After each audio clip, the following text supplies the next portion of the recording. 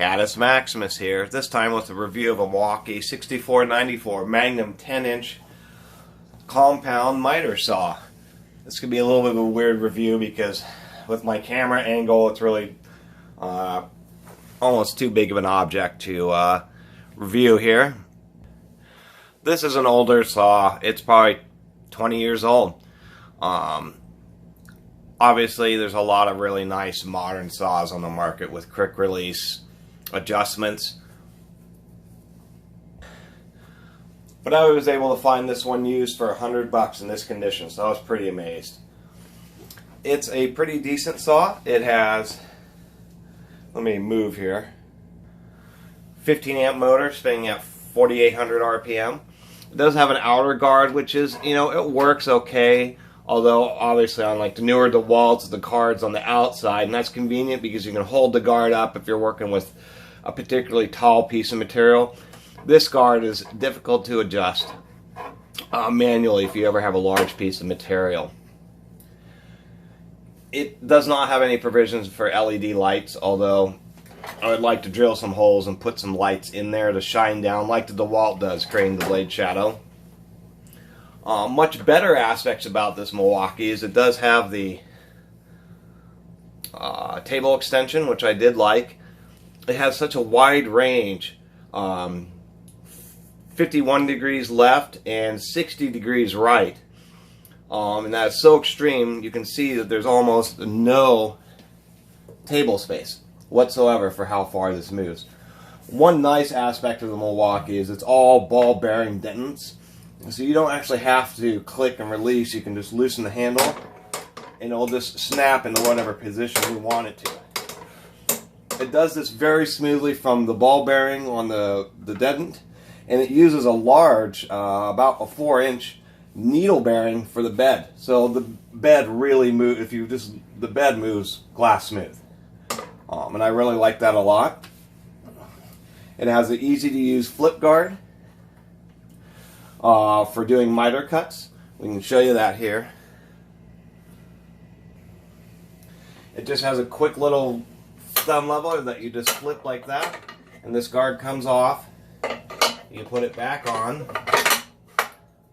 and you relock the little thumb lock, and it's really that fast to make it go from standard miter cuts to compound miter cuts. We'll show you that mechanism here.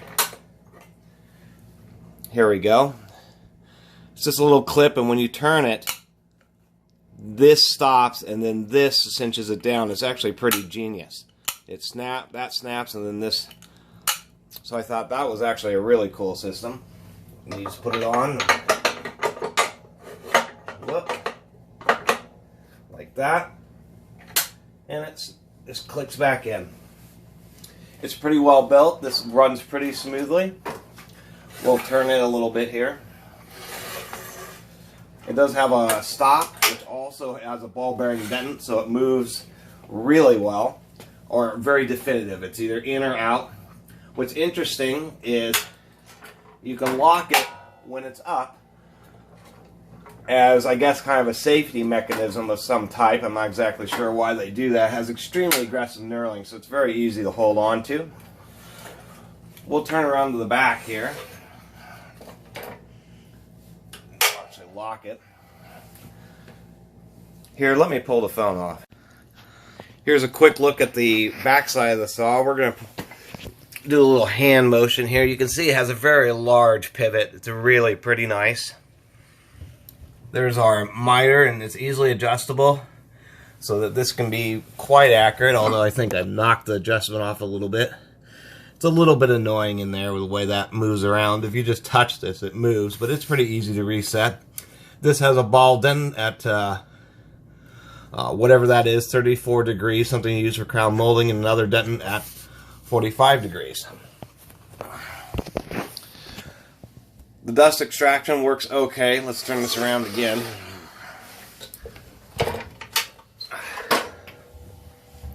You can see the dust extraction, there's a pretty big gap behind the blade, so a lot of dust doesn't The new dust extractors have a plastic thing that basically comes on both sides of the blade. It works pretty well. There's a remainder of the hinge mechanism. It's actually down excuse me, it uses a coil spring instead of a clock type wound spring, which I thought was interesting. And then here's, of course, the button to lock the spindle on the bottom of the motor.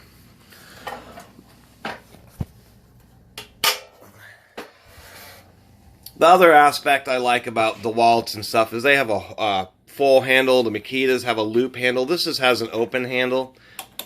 And you have to grip it a little bit harder. It's a little bit funkier getting used to. It's not my favorite handle. I just really like the quality of this saw.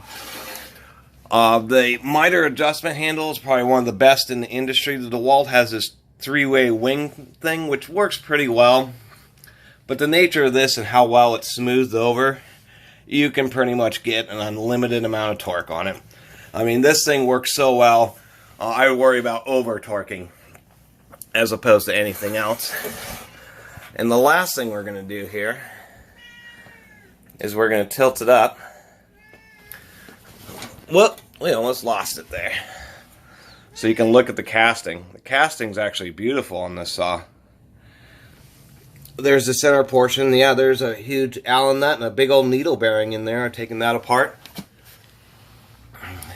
You can see down here there are casting provisions, and they've been drilled but not tapped to have an extended table on the other side. And it's pretty well reinforced. It has the back foot to keep it from tilting backwards. So anyway, that was kind of a funky review of a compound miter saw. That way you could get a closer look at it. And if you ever see one of these, they work pretty well. I mean, if you can get it for a good price, I'd go for it. But if somebody's trying to get $200 or $300 out of this old saw, I wouldn't do it. I mean, the modern ones are easier to use and do have better dust collection. Otherwise, I'd highly recommend this saw. It's been real accurate for me, and the real wide range has been handy sometimes. Anyway, thanks for watching, and Catus Maximus out. Please subscribe.